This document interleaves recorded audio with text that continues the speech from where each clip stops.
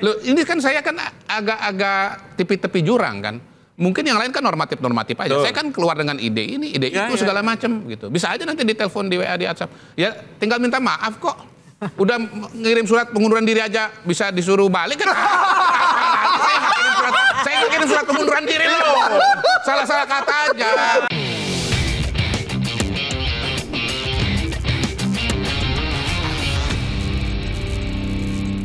Oke. Makanya ini perkembangan zaman yang harus diikuti. Betul. Tapi lembaga-lembaga yang ada di pemerintahan itu kadang-kadang kan memang didesain kayaknya sudah itu aja seperti itu sampai nanti akhir zaman gitu kali ya. Ya cara berpikir seperti itu akhir hemat zaman. saya. Iya juga sih. Yang harus dikoreksi dan harus disegarkan. Nah, mumpung pemerintahan ini, kabinet ini kan baru gitu loh. Jadi kita sebagai orang-orang, atau saya katakanlah sebagai orang yang baru masuk ke dalam, melihat sesuatu yang sudah berjalan bertahun-tahun dan kira-kira kalau nggak diomongkan akan terus begitu sampai akhir zaman. Nah itu, akhir zaman itu penting. Iya. Ya mari kita omongkan pada tempat ini. Kan itu kan tadi kalau udah 25 tahun kan seperempat abad loh. Mas Kodari, tapi kan sempat TVRI kan sempat ada perubahan tuh kan. Sempat ada Helmi Yahya. Sempat ada gebrakan lah, tapi kemudian dari gejolaknya justru dari dalam. Berarti orang itu kalah dengan sistem. Orang kalah dengan struktur yang ada.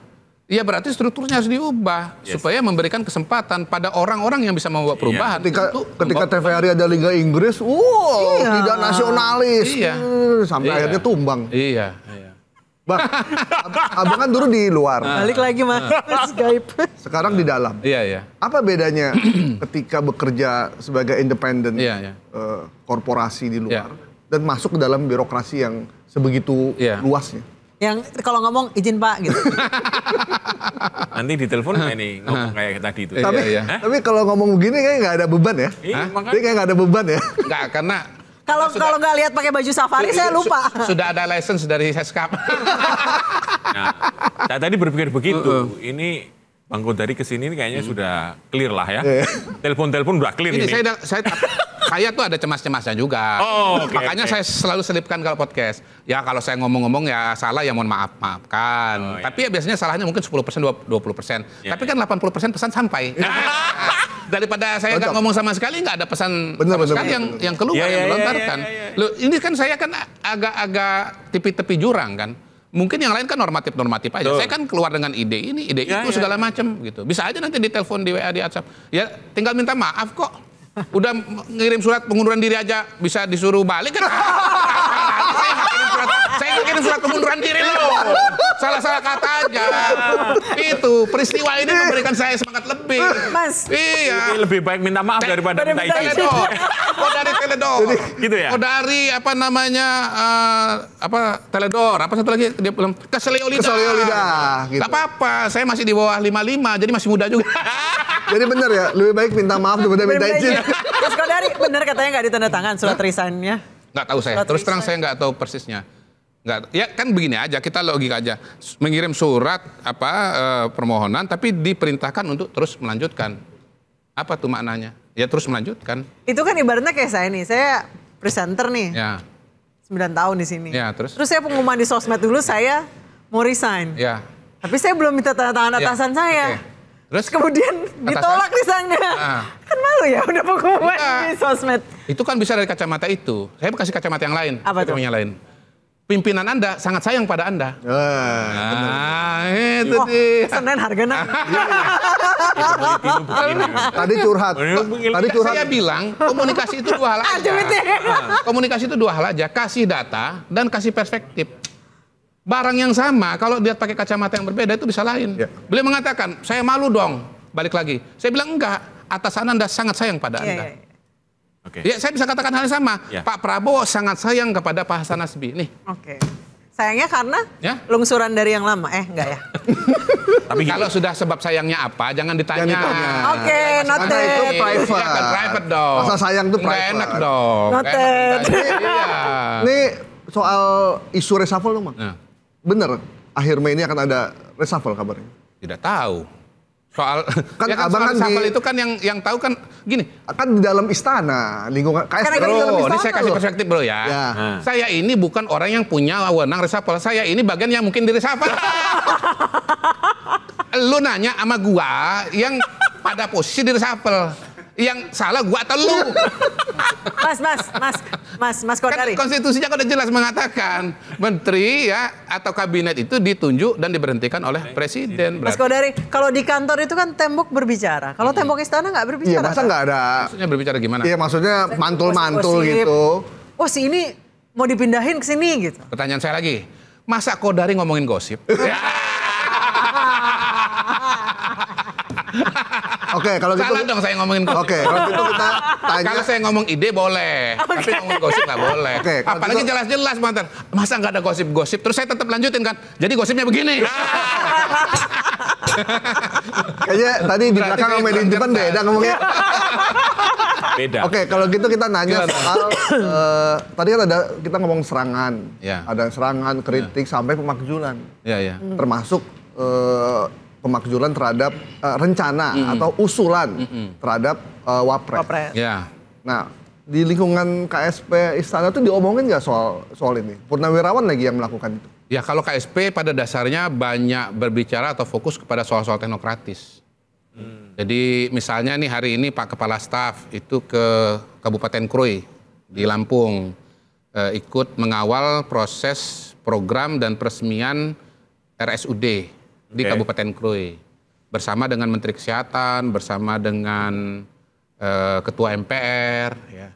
Pemerintah pada hari ini berencana untuk membuat 66 rumah sakit baru tipe C gitu ya untuk kabupaten kota di seluruh Indonesia. Gitu. Nah itu harus dikawal.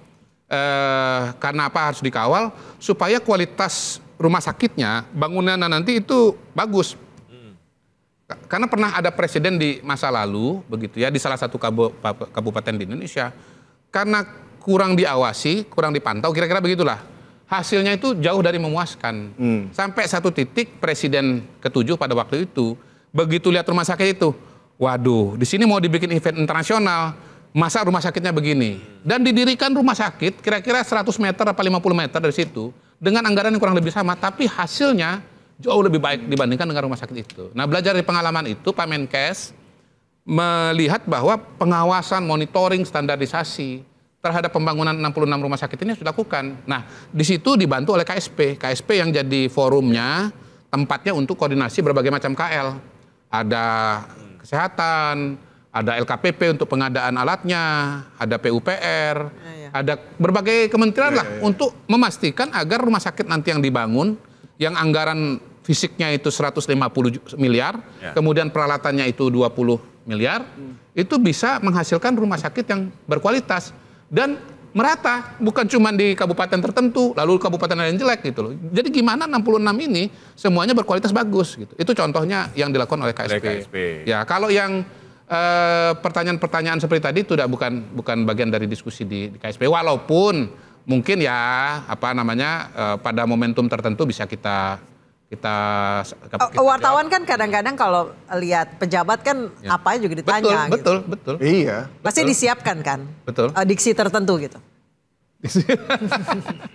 Ya kalau gini kan ditanya isu seperti itu dibahas apa tidak di KSP. Kalau KSP tidak bahas yang seperti itu. Kalau misalkan kan kita lagi Pak Prabowo lagi fokus prioritas Asta Cita membangun, tiba-tiba ada isu yang sebenarnya kita udah tahu bahwa itu nggak akan juga dieksekusi karena melanggar undang-undang. Iya.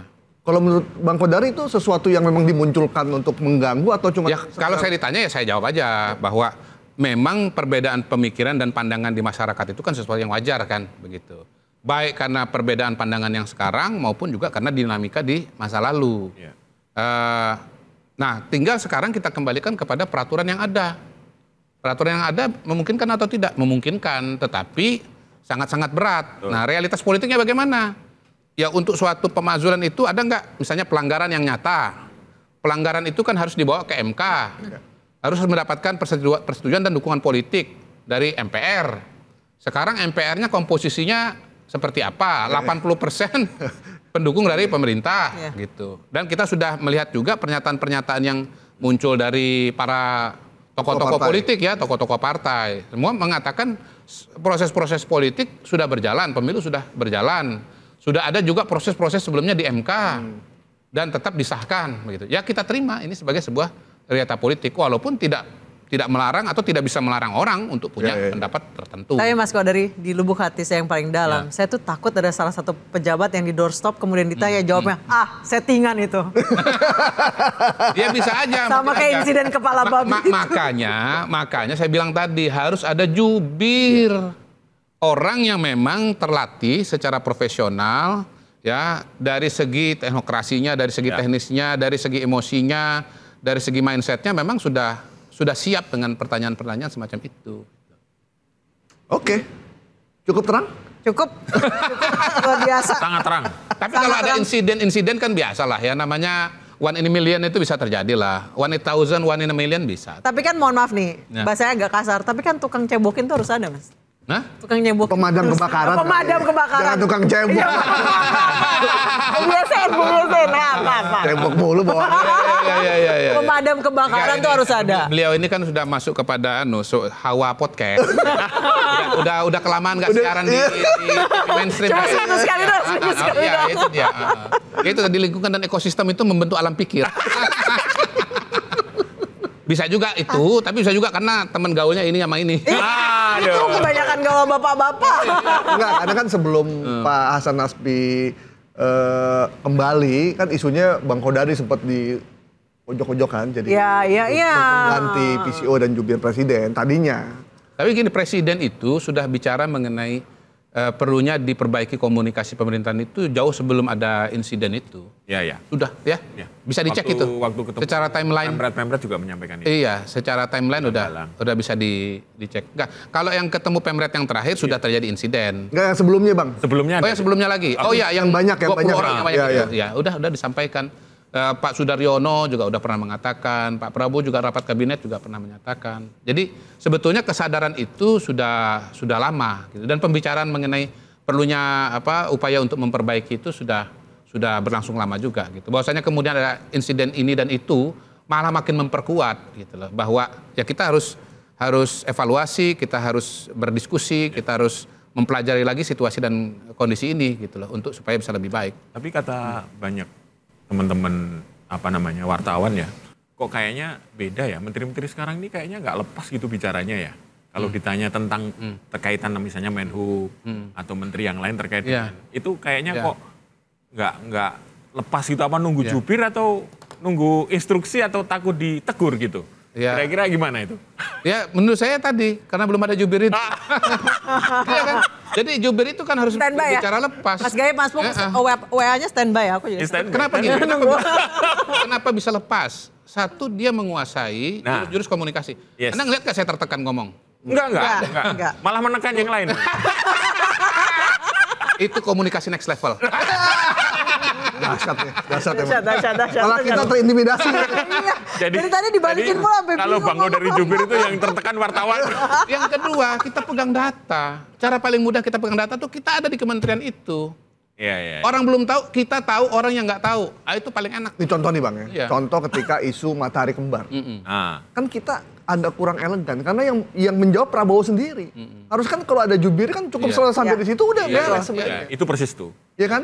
Pak, masa Pak Prabowo ngomongin soal matahari kembar, sesuatu isu yang dilemparkan di jalanan, dijawab di istana secara resmi oleh kepala negara. Ya, tidak dilarang juga, tapi alangkah baiknya jangan hanya beliau yang berbicara. Juga ada yang lain yang berbicara, yang lebih panjang lebar, yang lebih bisa memberikan konteks gitu. Iya. Data dan perspektif. Itu ada. Cocok lah ya. Jangan semuanya diambil sama presiden dong. Iya. Presiden tugasnya banyak. Iya. Kita banyak ilmu di sini ya. Terutama jangan jadi pengawas RRI dan TVRI. Ini saya nggak habis pikir. Ini kayaknya kasihan amat disuruh ngawasin TVRI dan pantauin TVRI, pantauin. Ya lu salah lu, sini. Saya jadi kebayangnya Pak Prabowo tuh ada layar banyak. Iya. Disensor. Entah jadi tidak proporsional, entah kemudian presiden habis waktu gara-gara nontonin TVRI dan. Ya menurut saya itu alasan itu udah cukup deh untuk melakukan perubahan kelembagaan pada RRI dan TVRI. Oke, baik. Kita terang sekali hari ini sudah tersampaikan. Ya balik lagi soal good PR itu. Kalau kebijakannya bagus tapi tidak ada yang menyampaikan secara baik, maka kritik itu berawal dari ketidaktahuan. Nyinyir itu berawal dari ketidaktahuan dan ketidakpahaman. Ini bikin terang part 1. Nanti beberapa bulan lagi ada part 2. Part 2, Mas Kodari lagi. Mas Kodari lagi. Iya dong. Tadi komunikasi the next level. Next level. Kan baru level 1 nih. Hati-hati, tekanan berikutnya lebih berat. Are you ready? Ready. Oke. Oke, saya Anissa Dasuki. Saya Gai Porto Sigit. Saya Pung Purwanto. Saya M. Kodari, salah. Gak apa-apa. Ini udah jadi kayak host keempat. Jadi tamu tetap aja. Sampai ketemu minggu depan.